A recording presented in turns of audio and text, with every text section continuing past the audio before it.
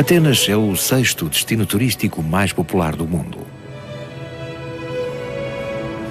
Porém, o que os visitantes procuram nesta cidade não é o presente. Tal como eu, procuram uma nação antiga que floresceu há 2500 anos.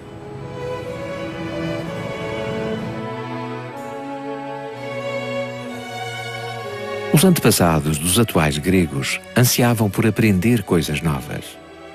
E nessa busca não mostraram relutância em aceitar outras culturas. Absorveram totalmente os costumes e conhecimento de outros, assimilaram-nos e criaram uma nova cultura. Today, we'll be introduced to a region and a book. Many people who lived during this short but dynamic period tried to understand things that were not visible to the human eye. And they recorded their findings in an important book. What's in the book has been read over and over again for 2 millennia. I have read it, and you probably have too.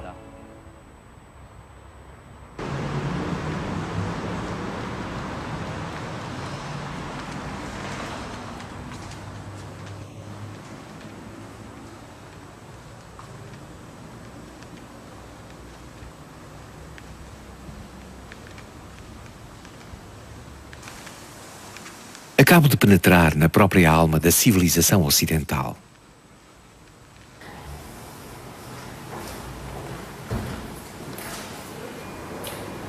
Consta que as origens da nossa cultura se encontram na Grécia Antiga.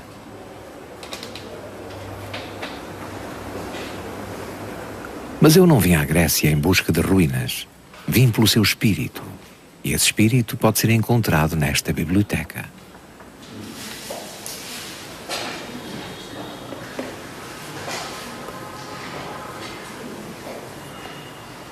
Lemos muito a respeito dos antigos gregos. Aprendemos muito sobre Sócrates, Platão, Aristóteles e a mitologia grega.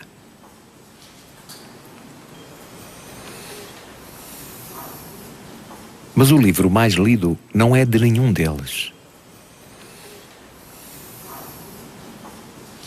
É este livro.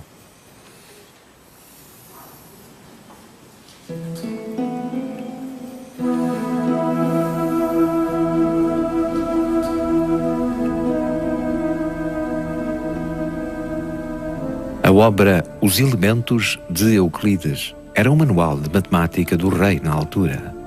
Ptolomeu I, o rei do Antigo Egito, tinha de aprender não apenas lógica, ética e filosofia, mas também matemática.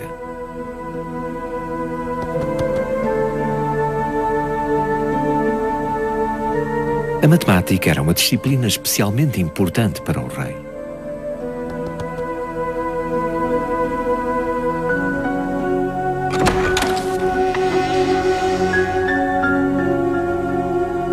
Eis que chega o professor.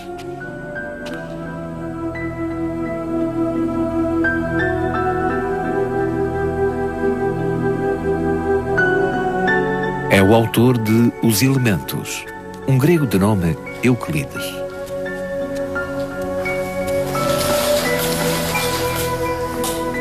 Mas por que teria o altivo rei do Egito de aprender matemática?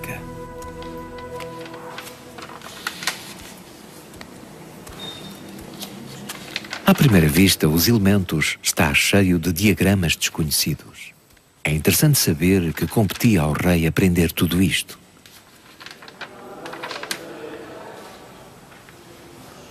Cá está. Encontrei o primeiro diagrama, que responde às questões que colocamos.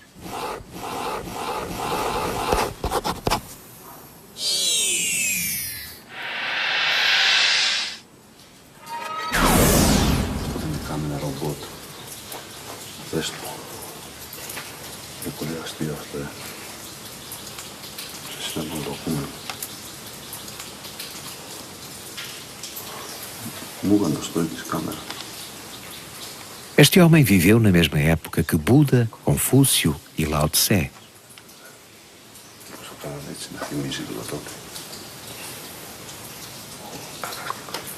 Pitágoras era um profeta e um místico. Era conhecido como aluno do filósofo Tales.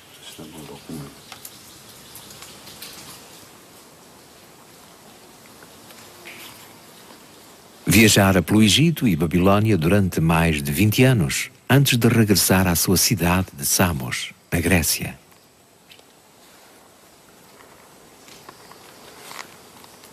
Ele questionava-se de que será feito este mundo.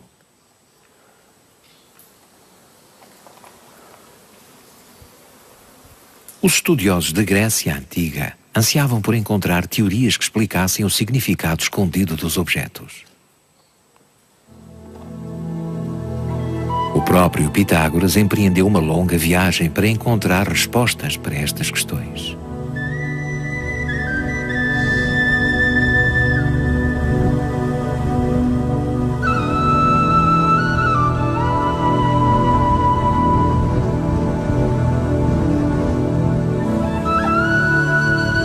No meio do deserto egípcio, havia uma enorme estrutura construída 2000 anos antes, sendo mesmo mais velha do que o Parthenon, em Atenas. O que Pitágoras testemunhou na altura não foi o que hoje vemos. As pirâmides eram estruturas esplêndidas que refletiam a luz do sol num dos lados. Mas este grego errante viu algo pelo qual os egípcios não mostravam interesse. Era uma simples figura que transcendia a magnificência das pirâmides.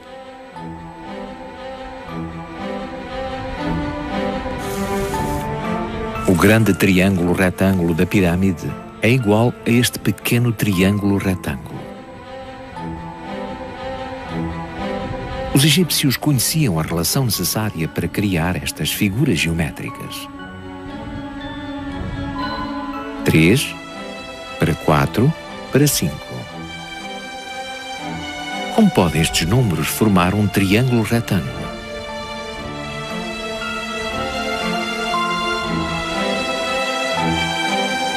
Pitágoras viu algo ainda mais espantoso na Babilônia.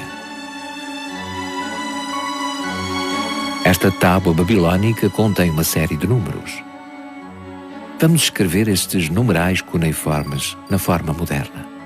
119, 169, 3.367, 4.825. Eram números que, para além de 3, 4 e 5, constituíam triângulos retângulos.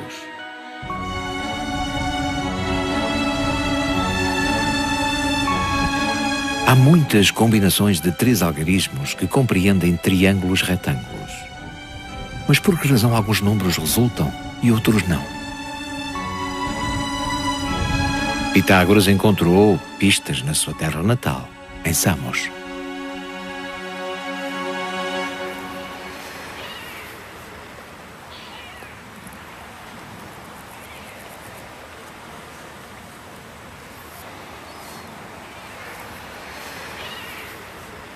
Samos é uma pequena ilha localizada no sudeste da Grécia. O nome de Pitágoras é ainda hoje uma fonte de orgulho. O Porto da Terra recebeu o seu nome.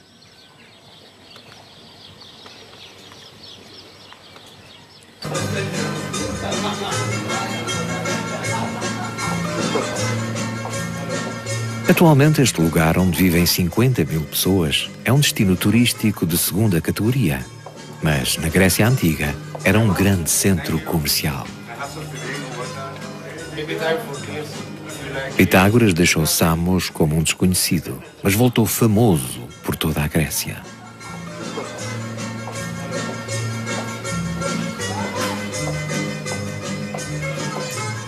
Isso graças ao triângulo retângulo de que todos já ouvimos falar.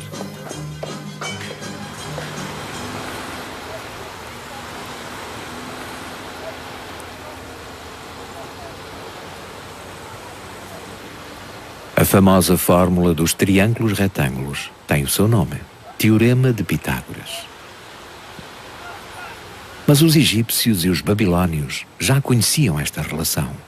Por isso, a que respeito lhe foi dado o nome de Pitágoras.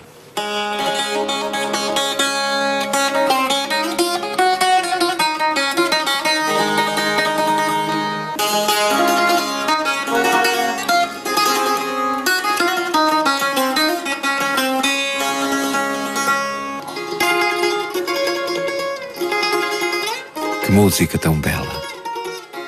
E neste instrumento encontra-se uma pista.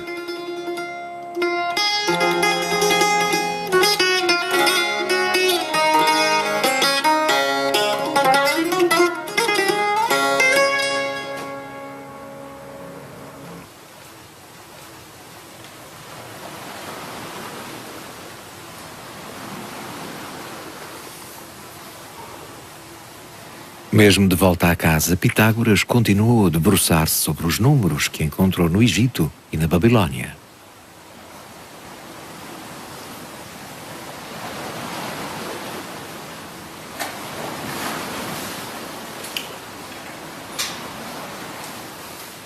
Este homem da Grécia Antiga adorava pensar, nunca desistiria.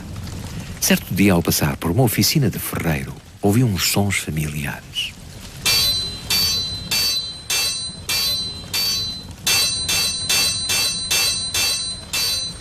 Era um som que sempre detestara.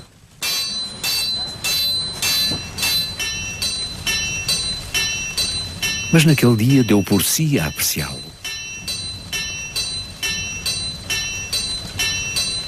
O que terá tornado o som agradável naquele dia quando normalmente sentia o oposto? A temperatura do fogo? Um material metálico diferente? A que se deveria, afinal, a diferença? O segredo estava no comprimento. Eram os números de beta e gama, 2 e 3. The length of the number 2 and the 3 that Pythagoras found were the notes do and so. They make the perfect music interval 5 notes apart.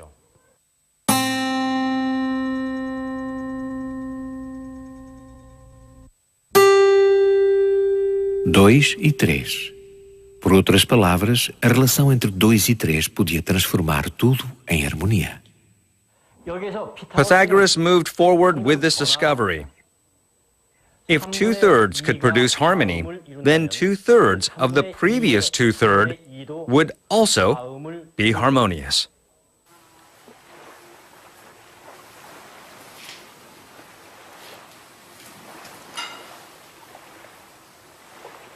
Uma linha e 2/3 dessa linha criariam harmonia. Com base nesta teoria, Pitágoras continuou a encontrar sons harmoniosos.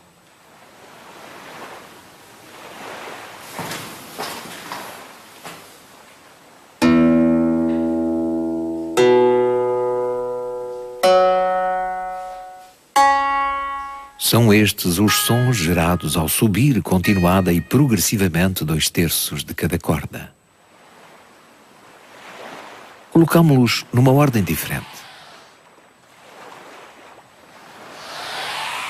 Tornámo-los mais longos usando a mesma relação de comprimento. Vamos ouvir novamente.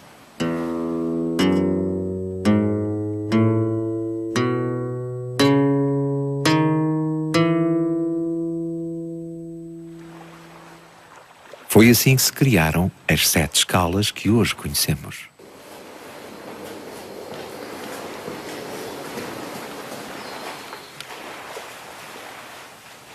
Pitágoras acabou finalmente por saber o segredo do que produz a harmonia.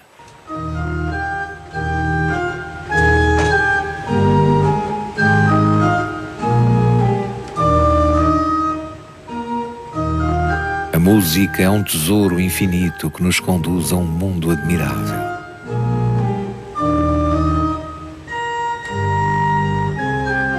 Antes da era de Pitágoras, julgava-se que a música era algo belo que se criava a si própria. Mas a nossa busca pelas origens desta noção conduziram-nos a uma relação especial de números, por outras palavras, uma relação harmoniosa. Será que esta relação harmoniosa de números inteiros que se encontra nas notas musicais existe apenas na música? Pitágoras encontrou a resposta a esta pergunta ancestral.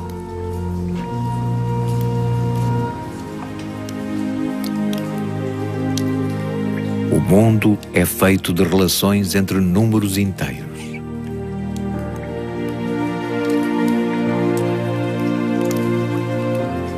Pitágoras levantou ondas numa sociedade grega que estava determinada a encontrar os princípios, como a água e a terra, que governavam o mundo. Números invisíveis compunham esta criação. Pitágoras convidara os gregos para um mundo espiritual.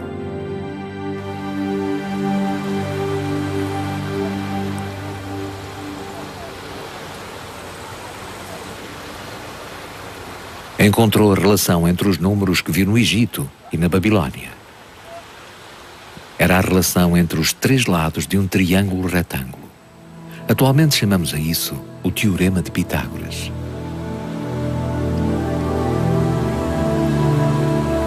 Quer sejam grandes ou pequenos, quer se encontrem na terra ou no mar, todos os triângulos retângulos do universo seguem o Teorema de Pitágoras.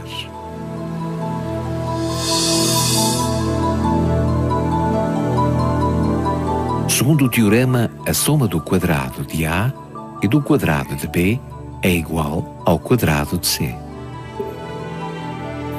Por outras palavras, se se combinar a área dos quadrados cujos lados são A e B, fica-se com uma área igual ao quadrado cujo lado é C.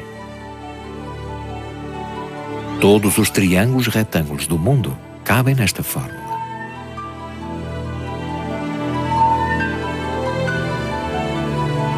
Os números que Pitágoras viu no Egito e na Babilônia eram estes números.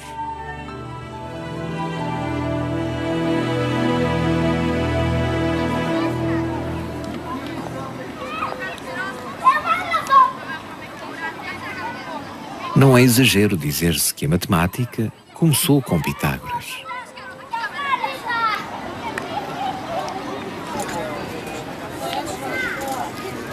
A razão por que nos recordamos de Pitágoras foi por ter criado leis e as ter comprovado. Os egípcios e os babilônios sabiam da existência destes números especiais, mas desconheciam as leis por detrás deles. Mas graças a Pitágoras, a matemática viu-se imbuída em um espírito.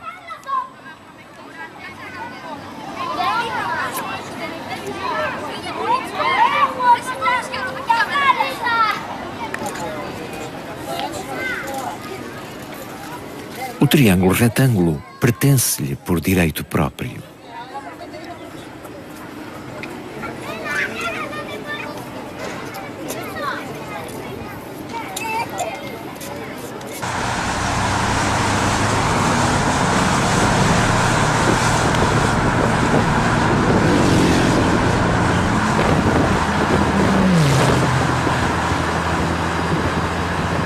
Por onde quer que se conduza na Grécia, deparamos-nos com este belo mar.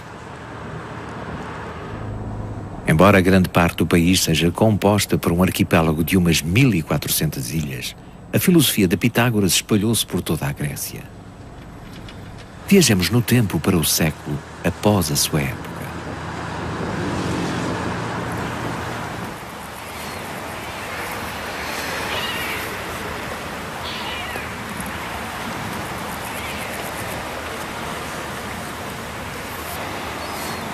Este jovem absorto na leitura é Hipaso.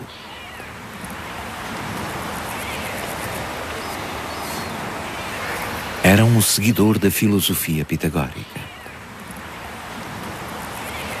Acompanhou a crença do mestre e tornou-se seu fiel seguidor, mas levantou algumas questões perturbantes.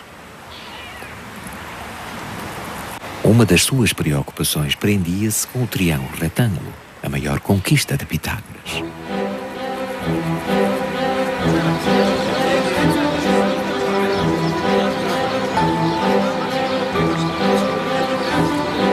Os membros da escola pitagórica usavam vestes brancas. Discutiam frequentemente filosofia e os resultados das suas investigações. Contestavam a uma só voz os seus oponentes. Tinham a firme convicção de que o mundo era feito da relação entre números inteiros. Hipaso era um desses adeptos. Neste dia, Zenão de Ileia está envolvido num aceso debate. Ataca a teoria dos números inteiros defendida por Pitágoras. Vamos ouvir?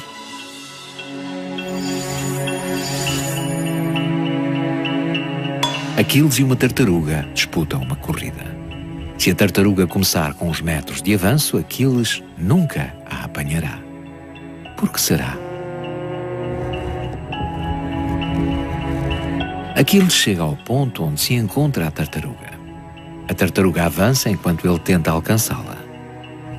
Aquiles volta a diminuir a distância, mas entretanto a tartaruga voltou a avançar. A este ritmo, ele nunca ultrapassaria a tartaruga, fizesse o que fizesse.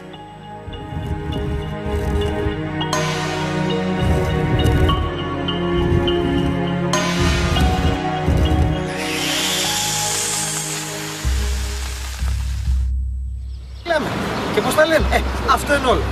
Τέρμα. Από εδώ και εσείς θα πείτε. Zenão atacou assim os números inteiros de Pitágoras.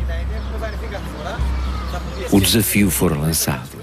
Aceitá-lo-iam os pitagóricos? The Pythagorean disciples could not disprove Zeno, which was natural in those days. Zeno's argument carried the notion of infinity, which was such a complicated concept that it didn't truly develop until the 19th century AD.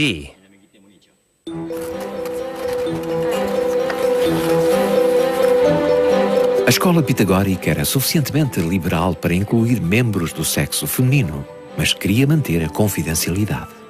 Assim, os seus membros prestavam juramento dispondo-se a não revelar o seu conhecimento ao mundo exterior. Quando publicavam os seus resultados, não o faziam individualmente, mas em nome da escola.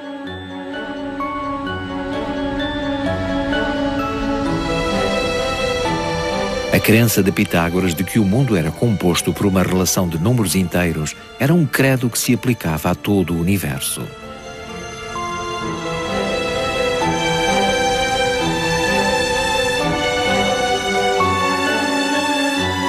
Não é despropositado afirmar que a natureza deste grupo era religiosa, quase própria de um culto.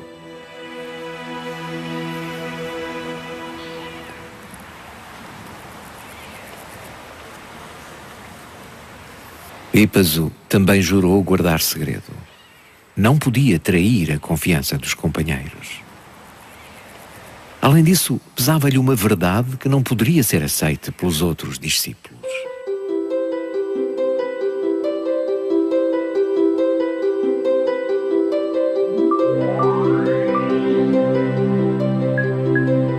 O teorema de Pitágoras afirma que a soma do quadrado de A e do quadrado de B é igual ao quadrado de C. Mas se o valor de A e de B for 1, qual será o valor de C? Por outras palavras, qual seria o número se o seu quadrado fosse 2? Temos de descobrir esse número. A resposta encontra-se algures entre 1 e 2. 1,4, 1, 4, 2. Achavam que o encontrariam se continuassem a reduzi-lo. Mas Hipaso percebeu que o número não existia. Isso significaria a queda do mundo de Pitágoras, feito de números inteiros.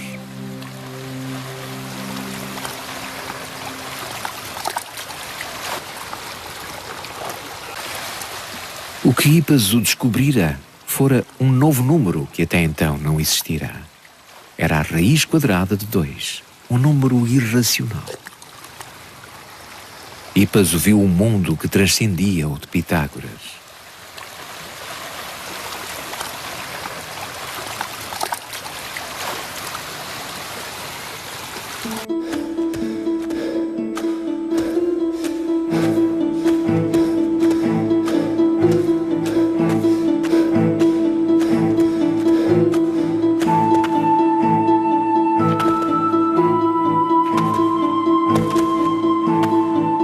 agora era perseguido pelos seus condiscípulos. Foi ele quem quebrou as regras sagradas. Por vezes, uma era não consegue aceitar a verdade que quebra os vínculos do senso comum. Os seus amigos não podiam relevar, simplesmente.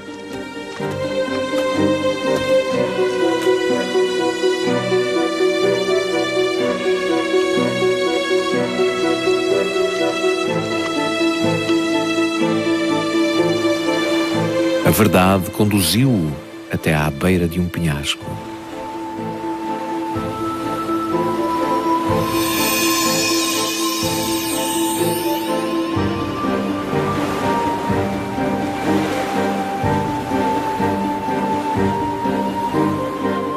Devido à sua transgressão, consta que os discípulos de Pitágoras provocaram a morte de Hipaso por afogamento. Mas a descoberta do pobre Hipaso sobreviveu-lhe e perdurou. Hippasus proved that the value of the square root of 2 could not be expressed with any numbers that existed at the time. That meant the existence of a whole new set of numbers. How did Hippasus know that a world of invisible numbers existed? That was possible thanks to the power of proofs.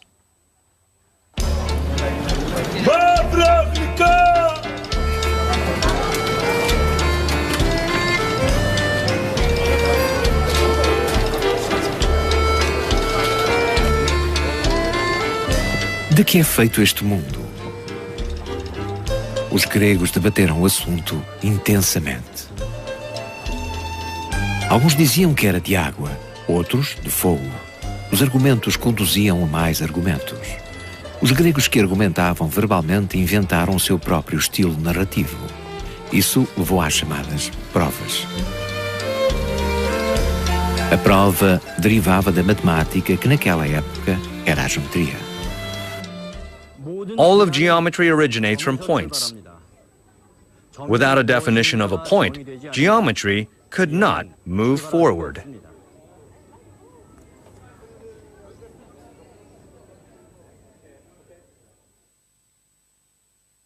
Chamamos a isto um ponto. Mas se for alargado, nem que seja um pouco, o seu significado torna-se vago.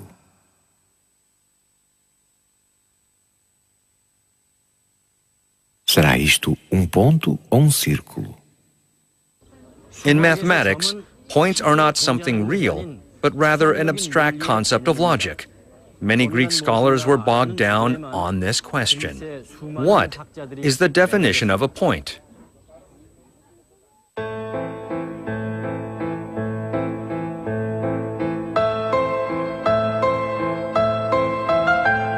É aqui que os grandes filósofos gregos se juntam.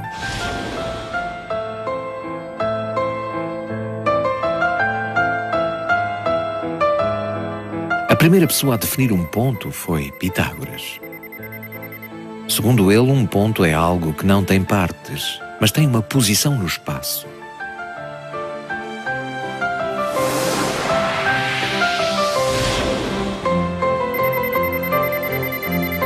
O seu aluno, Platão, definiu um ponto como o começo de uma linha. Por isso definiu um ponto como uma linha indivisa. Aristóteles manifestou-se contra o seu professor Platão. Se um ponto é uma linha inquebrável, tem de ter um fim. Então, que fim é esse?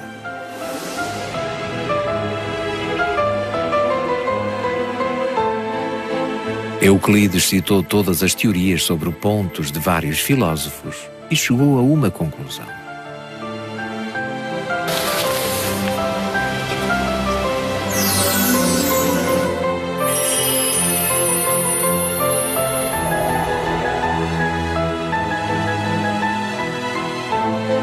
O ponto não tem partes.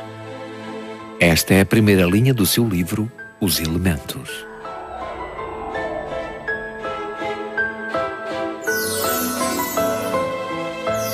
e uma linha e uma superfície.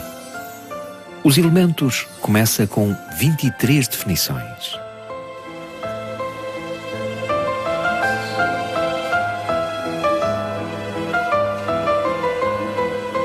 A aula de Ptolomeu com base em os elementos torna-se mais intensa.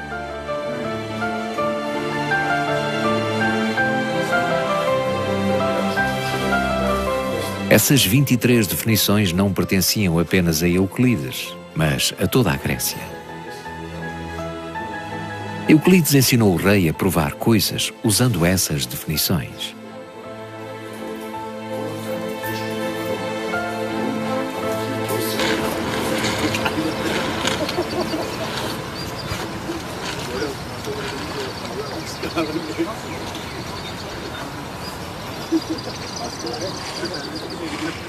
Este é um legado dos que interpretaram o mundo com a ajuda das definições encontradas em Os Elementos.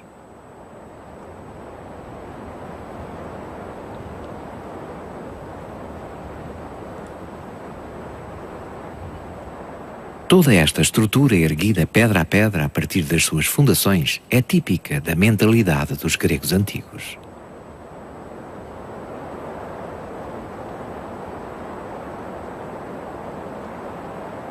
Também o pensamento requer uma pedra angular de filosofia. Os postulados assumem o papel de algo que não pode ser provado, mas está correto. Em Os Elementos de Euclides são introduzidos 5 postulados.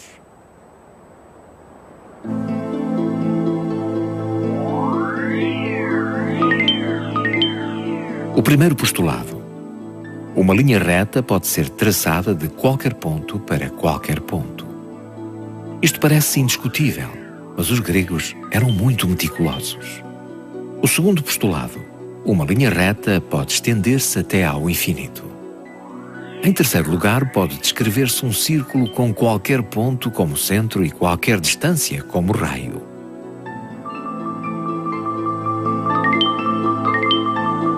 Em quarto lugar, todos os ângulos retos são iguais.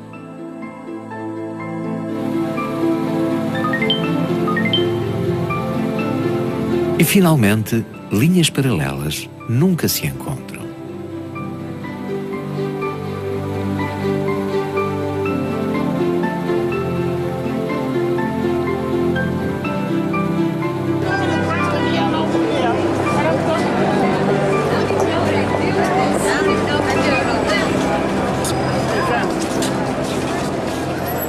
Passaram-se 2000 anos sobre o lançamento desse livro.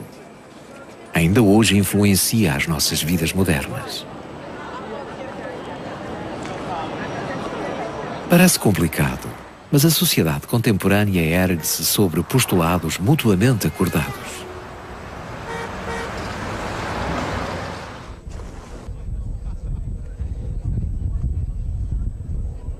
Esta é a Estátua da Liberdade, um símbolo da independência e liberdade americanas. Na sua mão esquerda segura a Declaração da Independência.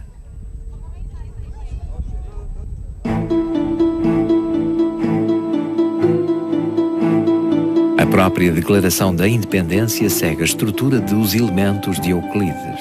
Inicia-se com o postulado de que todos os homens são criados iguais. Termina com um pedido de independência do domínio britânico.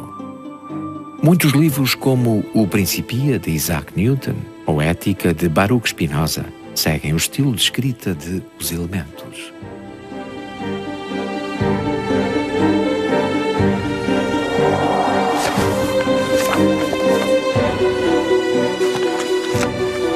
Os Elementos é um texto quase perfeito que faz o coração de muitos intelectuais bater mais depressa.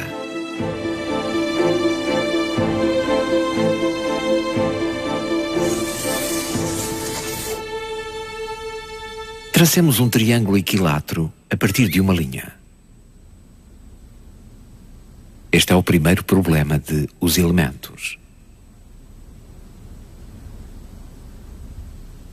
Podemos traçá-lo simplesmente ao acaso?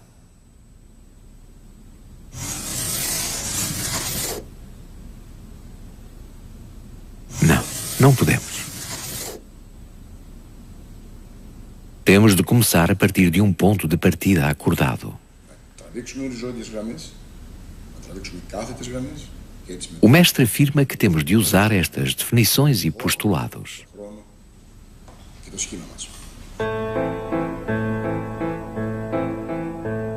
O primeiro problema é, por isso, muito simples e fácil.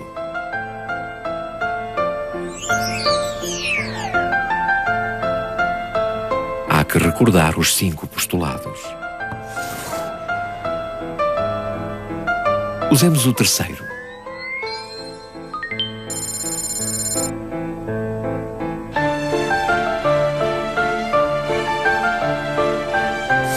Primeiro tracemos um círculo. Depois, outro. De seguida, usa-se o primeiro postulado.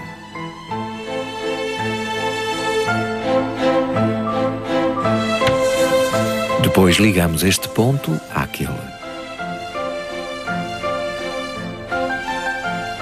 E pronto. 3 linhas formam o raio de um círculo. O seu comprimento é igual, por isso trata-se de um triângulo equilátero.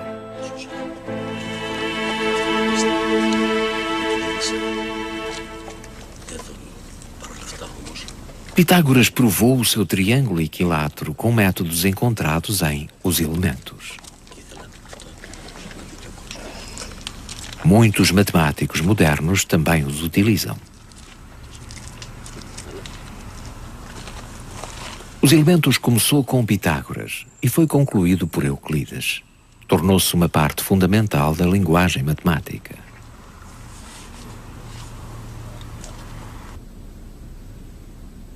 Após a aula, o rei coloca uma questão. Δεν έχουμε πιο εύκολο τρόπο. Μην είναι βασιλικοί άνθρωποι επί γεωμετρία.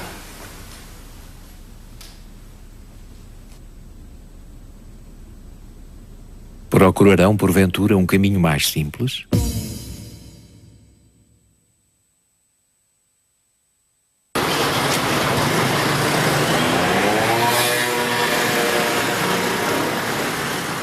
Sinto o espírito destes grandes eruditos que forjaram o espírito da Grécia Antiga.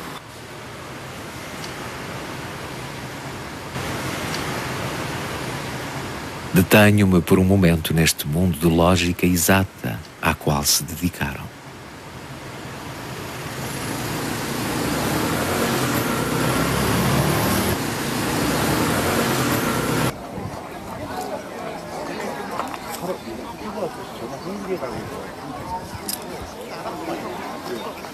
Proofs in ancient Greece was a process of taking each logical step one by one. Jumping to a conclusion was simply unacceptable.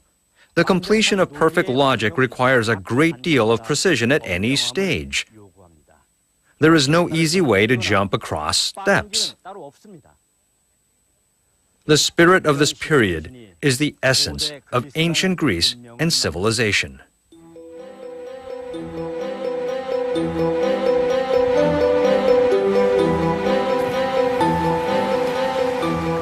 Parece difícil, mas é uma lição extremamente importante.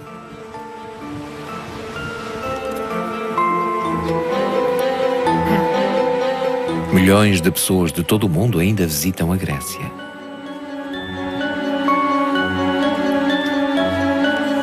O que procuram não é o país atual, mas o antigo Estado grego que floresceu há 2500 anos.